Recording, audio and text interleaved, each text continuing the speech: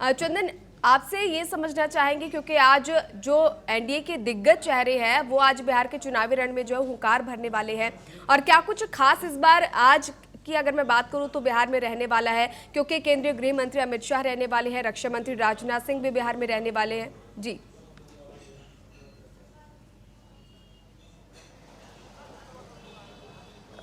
बात करें तो उनका बिहार दौरा है, उसके साथ ही रक्षा मंत्री की बात करें तो राजनाथ सिंह का भी बिहार दौरा है। तमाम जो एनडीए के बड़े नेता हैं उनका आज बिहार दौरा है और अपने पक्ष में वोट करने के लोगों से अपील भी करेंगे। इसके साथ ही आपको बता दें बिहार के जो चर्चा के विषय बनता है जिस सीट पर उन्होंने वहीं से हुंकार भरने के काम करेंगे और अपने पक्ष में वोट करने के काम करेंगे। इसके साथ ही आपको बता दें तो महागठबंधन से आज राहुल गांधी और तेजस्वी यादव भी मुजफ्फरपुर से जनसभा करेंगे। उसमें तमाम जो तैयारियां है वो पूरी की गई है और पार्टी के पक्ष में वोट करने के लोगों से अपील करेंगे। तो देखिए चुनाव की समय है, बहुत नज़दीक आ गया है, उसको लेकर के जिस तरह से तमाम जो पार्टी है अपने पक्ष में वोट करने के लिए वो धरातल पर उतर रहे हैं, लोगों से मिल रहे हैं और तमाम तरह की जो बातें हैं वो करने के काम करें। हालांकि कोमल आपको बता दें जिस तरह से कल महागठबंधन की तरफ से जो मैनिफेस्टो जारी किया उसमें आपने देखा होगा कि 20 महत्वपूर्ण मुद्दों पर चर्चा की गई। तो कहीं ना कहीं ये चुनाव को देखते हुए उस तरह के जो लूप लुभावन जो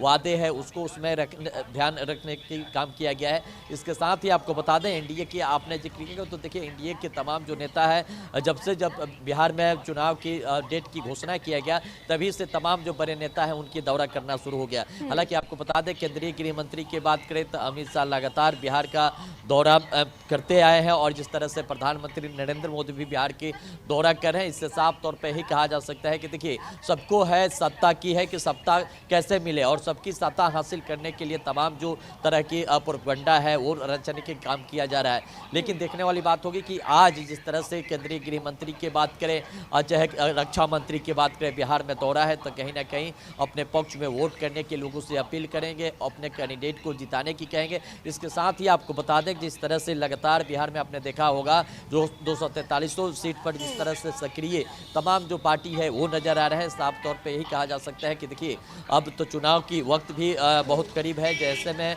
तमाम जो राजनीतिक पार्टी है वो अपना अपना पक्ष में वोट करने की अपील करें। इसके साथ ही जनता की बात करें तो जनता की मिजाज जो है काफ़ी बदला बदला दिख रहा है। आपको याद होगा कोमल की जिस तरह से टीएनपी न्यूज के टीम 243 विधानसभा की सर्वे किया और उसमें जिस तरह से जनता बिहार के मुखर होकर के उन्होंने कहा कि देखिए बिहार में परिवर्तन की जो लहर है वो बह रही है और बिहार के लोग परिवर्तन चाहते हैं। तो कहीं ना कहीं देखिए अब देखने वाली बात होगी कि देखिए छठ महापर्व की समापन हुआ है, उसके बाद लोकतंत्र की महापर्व की पहला चरण के जो चुनाव है 6 नवंबर को होना है। ऐसे में जो जनता है काफी मुखर है। बिल्कुल सियासी माहौल जो है वो काफी अलग जो तस्वीरें हैं वो बिहार निकलकर सामने आ रही है। प्राचिता, आज जो बीजेपी के 3 मुख्यमंत्री अलग अलग राज्यों के, दिल्ली की बात करूं, यूपी की बात करूं या मध्य प्रदेश की, तीनों राज्यों के मुख्यमंत्री आज बिहार में जो चुनावी हुंकार भरने वाले हैं, क्या कुछ माहौल जो है वहां नजर आ रहा है? और खासकर क्योंकि अब जैसे जैसे चुनाव नजदीक आ रहे हैं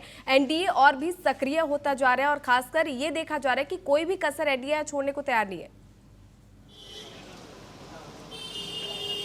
बिल्कुल कोमल, देखिए ये कहना कहीं से भी गलत नहीं होगा कि जिस प्रकार से अपनी पूरी ताकत को झोंक दिया गया इस बार बिहार के चुनाव में बीजेपी के तरफ से, ये कहना गलत नहीं होगा कि बीजेपी सीट को जीतने में अपनी पूरी जी जान लगा रही है। आपने देखा कि पहले भी प्रधानमंत्री मोदी दौरा कर चुके हैं लगातार, उसके अलावा अमित शाह लगातार सक्रिय है बिहार की धरती पे दौरे कर रहे हैं। अमित शाह की भी मौजूदगी दिखेगी फिर से। इसके अलावा सीएम योगी आदित्यनाथ, मोहन यादव, ये सब बिहार पे लगातार अपनी मौजूदगी दिखा रहे हैं, अपनी भागीदारी दिखा रहे हैं और उनकी सक्रियता जो है वो जनता के बीच में ये बताने की कोशिश कर रहा है कि जो पूरा केंद्र है वो उठकर बिहार के लिए खड़ा है, बिहार के लिए काम कर रहा है।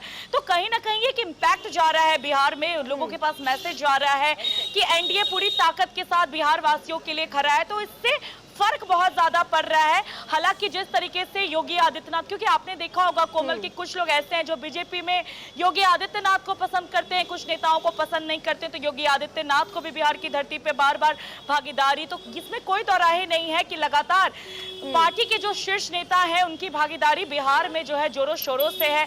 योगी आदित्यनाथ जो है आज रघुनाथपुर, सिवान में, दरभंगा में इन सब का दौरा करेंगे। तो ये कहना गलत नहीं होगा कि एनडीए अपनी पूरी ताकत के साथ इस बार बिहार में चुनावी मैदान में उतरा हुआ है। इसके अलावा आपने देखा होगा कि अगर महागठबंधन की बात करें तो जब से वोटर अधिकार यात्रा निकाली गई है उसके बाद से राहुल गांधी की भागीदारी आज देखने को मिल रही है।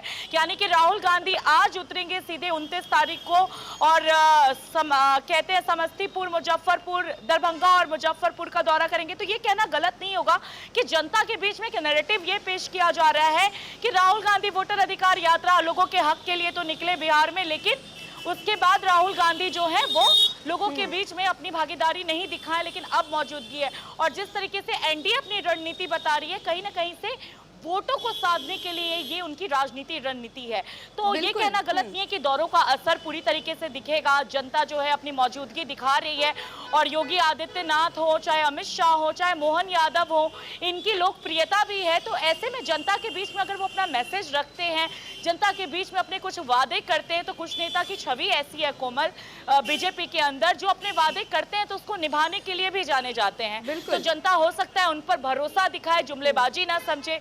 तो ये जो रणनीति बन रही है ना कोमल पूरी तरीके से बिहार दौरे की, वो पूरी तरीके से बिहार की राजनीति में वोट को साधने के लिए कह सकते हैं कि बीजेपी पूरे एनडीए के लिए प्लस पॉइंट साबित हो सकता है। बिल्कुल बिल्कुल।